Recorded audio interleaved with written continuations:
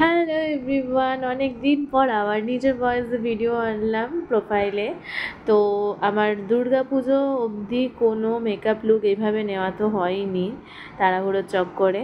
তো একেবারে আমি দিওয়ালি মেকআপ লুক দেখাচ্ছি। আর এই যে দিওয়ালির দিন আমি পরেছিলাম সুন্দর একটা সারারা, যেটা কিন্তু আমার দুর্গাপুজোতেই কেনা ছিল।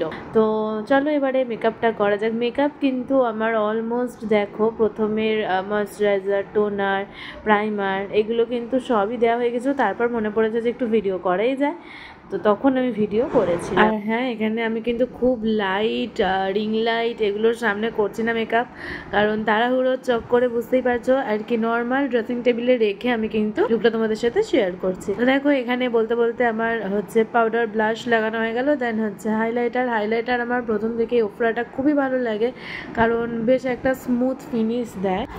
আর এখানে মেকআপটা আজকে আমি বলবো না যে লাইট রেখেছি খুব, আমি একটু গর্জিয়াসই চেয়েছি, বাট লিপস্টিকটা একটু মিডিয়াম টোন রাখার চেষ্টা করেছি। শেষ অবধি তোমরা দেখতেই পাবে। আর এখানে আমি হাইলাইটার একদিকে গ্লো দেখাচ্ছিলাম, দেন ফুল ফেসের গ্লো।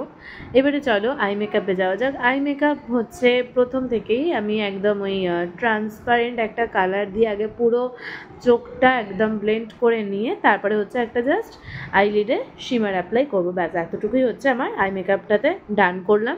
দেন হচ্ছে মাস্কারা। আর হ্যাঁ, আবারও কিন্তু আমি এসি অফ রেখেই পুরো কাজটা করার চেষ্টা করেছি। আর শেষ অবধি তোমাদেরকে যতটুকু আমি ক্লিপস দেখাচ্ছি সবটাই কিন্তু নো ফিল্টারে, সেটাও তোমরা আশা করি বুঝতে পারছো।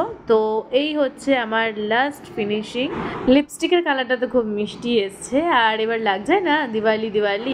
আর লুকটার সাথে আমি কিন্তু ম্যাচ করে একটা ইয়াররিংস পরেছিলাম, আর এক হাতেই কিছু চুড়ি পরেছিলাম। এখানে হেয়ারটা আমি খুব বেশি কিছুই করিনি, জাস্ট আমি সিরাম ইউজ করে কম করে নিয়েছি, এছাড়া আর কিছুই করিনি চুলটাতে। আর সাজের শেষে একটা টিপ, ব্যাস আমার লুক কমপ্লিট। শেষে আমি একটা শিমার স্প্রে অ্যাপ্লাই করেছিলাম দু হাতে, গলায়, আর তার সাথে কিন্তু আমি জামাতেও একটু শিমার অ্যাপ্লাই করে দিয়েছিলাম, মানে স্প্রেটা, যার কারণে একটু চিকচিক করছে হাতাগুলো।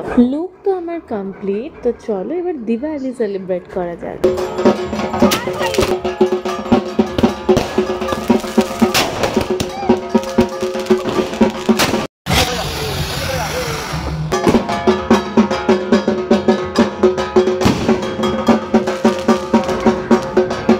এভাবে গেছিল আমার পুরো দিওয়ালিটা, ভীষণ ভালো কেটেছিল। আর আমাদের পাড়ার ঠাকুর, বাড়ির ঠাকুর দুদিক মিলিয়ে মিশিয়েই আমাদের আনন্দটা হয়েছিল। আমরা দু জায়গায় পুজো দিয়ে তারপরে খাওয়া দাওয়া করে আবার বাড়িতে ফিরলাম। বাড়ি ফিরে তারপরে হচ্ছে একটু ফটোশ্যুট করে নিলাম দিওয়ালি স্পেশাল।